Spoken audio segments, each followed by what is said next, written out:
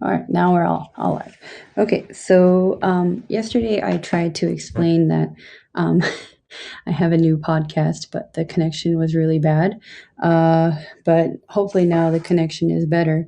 If you look to this side of the screen, you can see my um, visual artist spotlight, where it's the interview broadcast or podcast, sorry, that uncovers an artist's world, and I'm the host.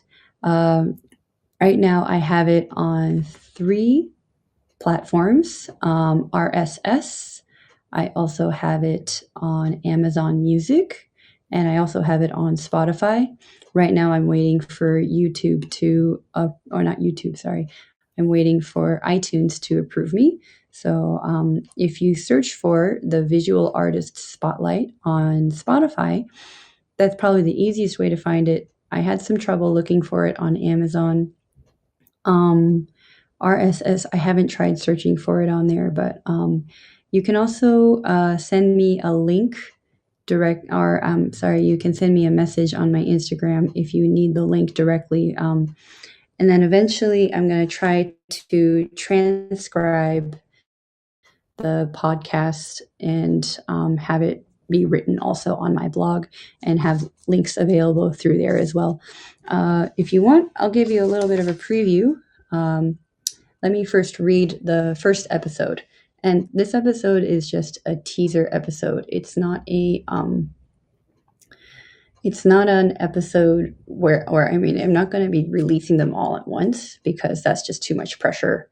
I'm not going to be releasing them as I record them because that's a lot of work. I need to give myself some space, some time, and like a normal broadcasting season, you need to film as much as you can and then release them up to a certain point once a week. So that's what my goal is. Hopefully by May, I'll have enough to release everything, but make sure you follow the podcast channel so you do get updates on when the next episodes will be released. I've got some pretty exciting guests. My next guest is going to be a tattoo artist who lives in San Francisco. His inspiration is about Japanese woodblock prints, or Japanese ukiyo-e. And I really hope this works out. I'm hoping to book a puppeteer from Sesame Street. She just needs to get the approval from Sesame Street. So I hope they say yes. And then I have one more photographer who is not Japanese, but he's a photographer from Tokyo. And I'd like to hear his perspective as well. He's got a lot of interesting insights on how he goes about his photography. The person I have as a teaser episode, her name is Lauren Rose, and she's also living in Tokyo. She's an American artist in Tokyo. And I'll just read you the quick synopsis here of how the episode goes. Lauren Rose is a New York native artist who moved at the age of 9 to Florida. And she has always been an artist and a creative spirit, and the slow life in Florida left her thirsty for more. Formerly educated as a counselor, she actively seeks new cultures and people to connect with, and uses her worldly experiences to inspire her artwork. Listen in and find out how her international homes give her new perspective in her creative drive. You can follow Lauren on Instagram at lrose_studios to see her art yourself. And visit my blog, which is not ready yet. I'm waiting for her to hand over some photos first. So I'll just play the intro for you if you want to hear it. Let me turn it up. Let me put it next to here.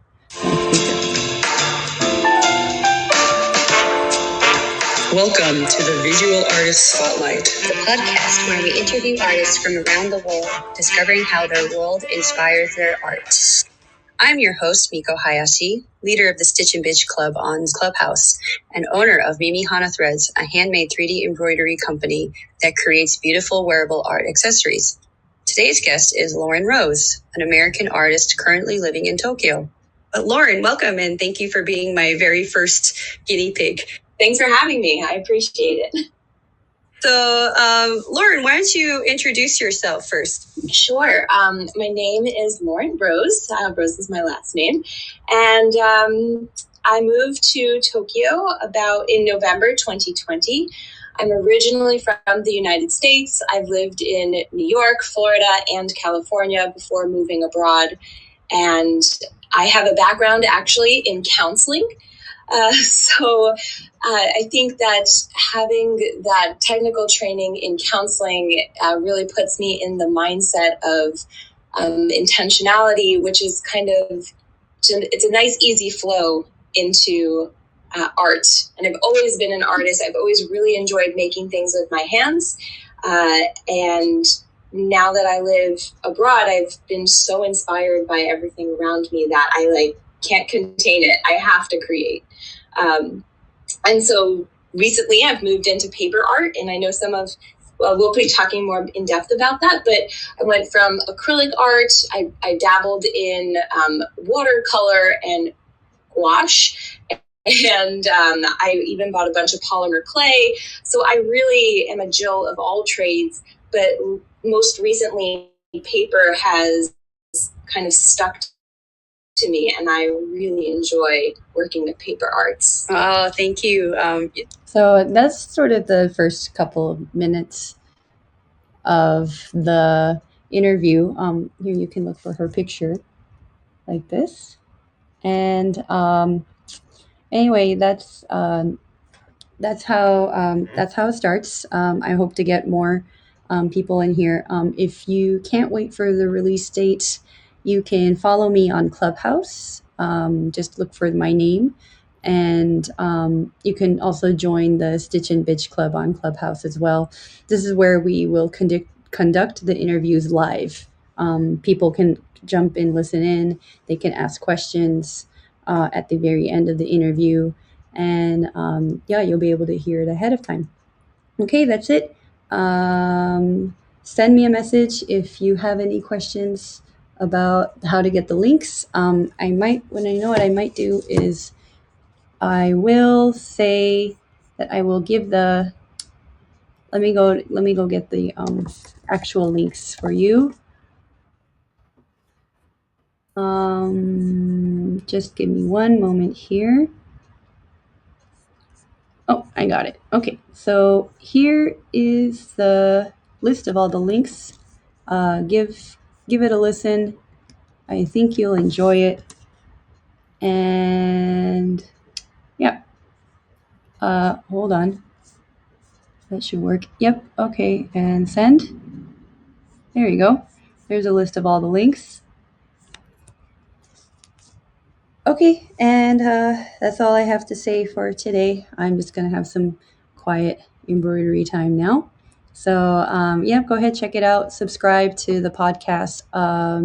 Make sure you download the episode as well. If you follow and subscribe, then you'll get alerts on when the new episodes are coming out. I'm hoping by May. And and again, just to review, the next artists I will be interviewing will be a tattoo artist from San Francisco, a puppeteer from Sesame Street, and a photographer that lives in Tokyo and is not Japanese. And hopefully another photographer that is Japanese but spent a lot of her life outside of Japan. So it's very interesting to see how their environment influences their creative output. And that's what this podcast is about. It's about discovering how the lives they lead influence their work. So anyway, if you really like this podcast and how it sounds, please share with your friends and tell them about who I plan on interviewing next, and tell them to subscribe. And I really appreciate it. So thank you so much. Bye. Let's see.